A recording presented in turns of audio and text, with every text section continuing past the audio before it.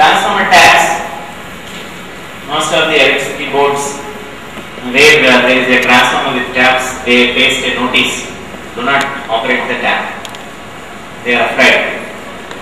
Due to lack of knowledge, the operating people in the substations, they are afraid of operating the taps. But as engineers, you must tell them to operate the tap. Keep the tap at the sending end such that you get some 1.1 per unit. Keep the tap at the receiving end such that you go close to 0.9 per unit, so that some more power can be pushed by using transformer taps. It's not extra investment. Already you have transformers with taps.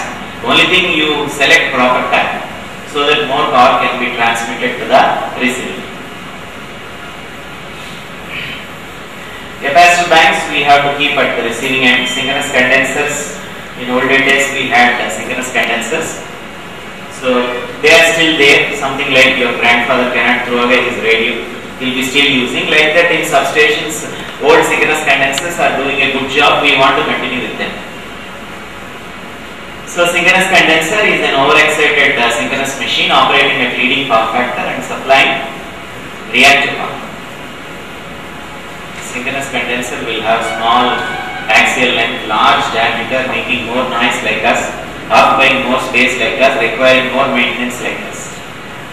But the advantage of synchronous condenser, it is capable of supplying reactive power if you give more excitation. Direct switch capacitors, instead of going for oil circuit breakers along with capacitors, you go for direct switch capacitors, so that you can do transient-free switching. So if you look at capacitors, you have to capacitor, direct switch capacitor, you have a capacitor and then you have the switch. Olden days we had the oil circuit breaker here. So if I have a OCB in series with the capacitor, I do not know, something like your fan switch. You are closing the fan switch. At what point you are closing, you do not know. So when you have a normal switch, at what instant you are closing, you do not know. So your capacitor voltage is something initially. At that instant, applied voltage is something. Whenever there is a large difference in the voltage, you have a transient current, ISC dV by dt. Only if you close the switch at 90° point, if my sine wave at 90° point, the waveform is very flat, dV by dt is 0, I will have 0 current. If I do switching any point other than the peak region of the sinusoidal waveform, you will have large transients. But if I have SCR, I can exactly close with alpha equal to 90. At alpha equal to 90, the slope of the voltage waveform is 0. The current drawn by the capacitor is 0. So disadvantage of oil circuit breakers, disadvantage of OCBs, when I do switching transients are there, life of circuit breaker is reduced, life of capacitors is reduced. Whereas if I have an electronic switch, I can exactly trigger at alpha equal to 90 and I can get transient free switching. So no switching transients, increase lifespan, but you get stepper control. I have a capacitor bank.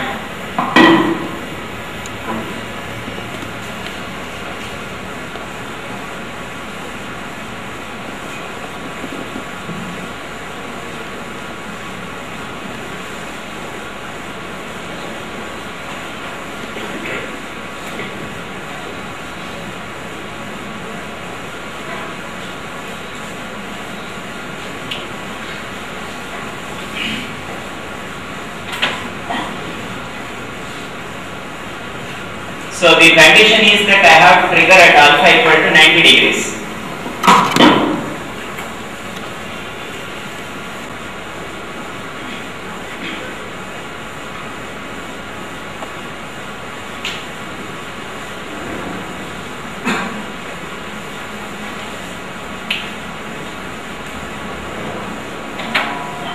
So if you don't want any transients, in an ideal capacitor, the current leads the voltage by 90 degrees. At this point, you have 0 current. So if you trigger exactly at alpha equal to 90, called zero current switching. You have to do ZCS. Zero current switching means you take the delay of 5 milliseconds. 90 degrees means exactly 5 milliseconds, and then you trigger. If you trigger at this point, the current is zero. You cannot have any other alpha. If you want to avoid transients, whenever you have a direct switched capacitor, the only possible alpha is 90. So what I will do is I will go for stepped variation. Some 10 banks, each of 10 MVA, I will get 100 MVA. So 10, 20, 30, 40. If I close the one switch, 10, second switch, 20, third switch, like that, 10 switches. If I close 10 into 10, 100 MVA. 100 MVA, I get stepped variation. Now, I want to compare this with synchronous condenser. Synchronous condenser gives me smooth variation. So I will go for one inductor. 10 capacitors, one 10 MVA inductor. So if I go for inductor, what is the advantage? With inductor, I have very smooth control. Capacitor does not allow variable alpha, but inductor allows you to change alpha. The range is 90 to 180. Continuous control, no transients. So look at the waveforms. Alpha equal to 90 full current, 120 less current, 180 zero current. This is something like you attending the college at the morning 8 AM, say 11 AM, then you come at 4 o'clock. Alpha equal to 180 is same as coming to the college by 4 PM. So your learning will be zero. If you come in the afternoon, the learning will be only 50%. If you come by morning 8 AM, full learning. So inductor is amenable for phase control, capacitor is not amenable for phase control. So what I am doing, I am going for combined TSC and TCR. So suppose if I want 95, I will switch on all the 10, 100, I will fix this at minus 5, 100 minus 5, 95. Suppose if I want 82, I will switch on 9 capacitors, 9 into 10, 90, 90 minus 8 from this, 90 minus 8, 80. So by using a combination of thyristor switched capacitors and thyristor controlled reactor, I can get smooth variation of reactive. So this is called first level fax controllers. So first level fax controllers involve thyristor switched capacitors, thyristor controlled reactor. Second generation you have DVR, then STATCOM, etc.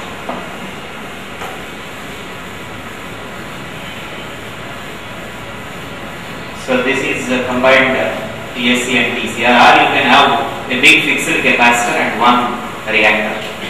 FCTCR, there are some papers on FCTCR also. Fixed capacitor and thyristor controlled reactor. Don't disturb the capacitor, disturb the inductor. Capacitor is not allowing you to disturb. So vary the inductor current so that total current can be varied. TCSC, thyristor controlled series capacitor. So thyristor controlled series capacitor.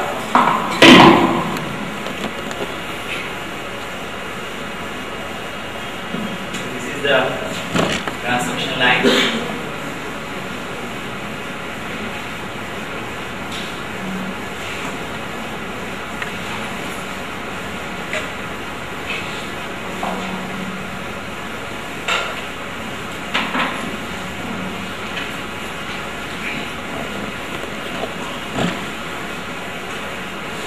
So I cannot do anything in the capacitor. So in parallel with this I am putting an inductor, and in series with that inductor I have anti-parallel switch, anti-parallel SCRs. So if I vary this firing angle, this current is changing. In a parallel circuit, if this current is changing, then total current is changing. If I just put one inductor and one capacitor, my net reactance will decrease. But I want the variable capacitance effect.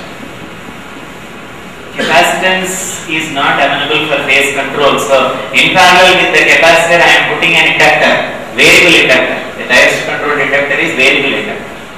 So susceptance is 1 by reactance. So what is the net susceptance of this system? BC minus BL. Net reactance is XL minus XC. Net susceptance is BC minus BL. BC is fixed and BL is variable. So I can vary the net susceptance. Therefore I can vary the power that can flow through the transmission. So TCSC, thyristor controlled series capacitor. The concept is very simple. Net reactance XL minus XC. So if your net reactance reduces, then steady state stability limit increases. There are some papers where they have kept more capacitors and in parallel with each capacitor one switch. Multiple capacitor type of TCSC. So if I keep this switch closed, then this capacitor is shorted. I have only C1. If both the switches are closed, the C1 is shorted, C2 is shorted. If both the switches are open, I don't give any wiring pulses to these two anti-parallel switches, then the capacitance is series combination of C1 and C2. I can only have C1, I can only have C2, or C1, C2 by C1 plus C2. Three combinations I will get if I have this type of arrangement. Line reactance, I cannot do anything. Line reactance is fixed. How to vary the capacitance? If I short this switch, only C1 will come into the picture. If I short this switch, C1 is shorted, only C2 will come into this come into the circuit.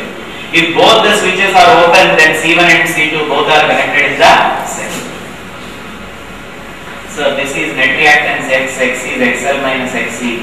So when I go for a series compensator, net reactance will decrease, real power will be increasing. That is TCSC.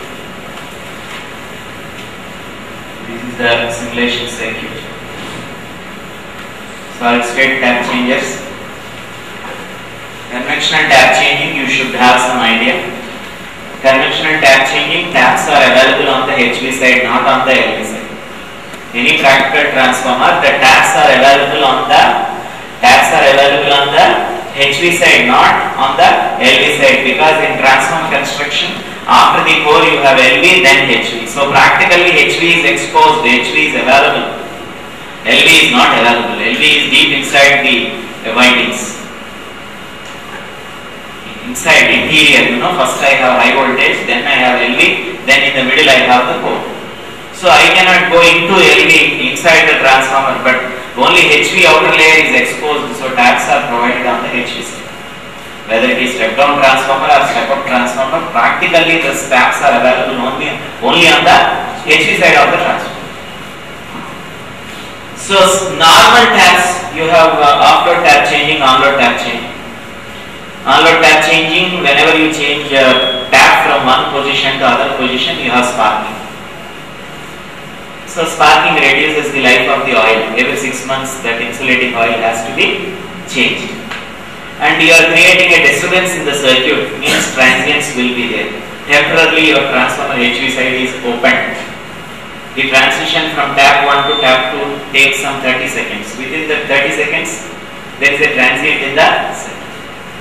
But if you use solid state tap changing, no sparking, because there are no mechanical contacts and no transients, and your closed loop becomes very easy. You are studied in drives. Implementing closed loop for rotor resistance control is very difficult, because in rotor there is a rheostat, you have to use a motor to move that. Like that, if you have conventional taps, then I have to use a stepper motor to move the tap from one position to other position. But if I have an electronic circuit, I can easily vary alpha. Some range is some 0 to 90 or 90 to 180. I can vary alpha and get the required correction. So closed loop is easy with electronic method and difficult with mechanical system. So this is one tap changing circuit. If you look into any machine's book, you find a lot of tap changing circuits.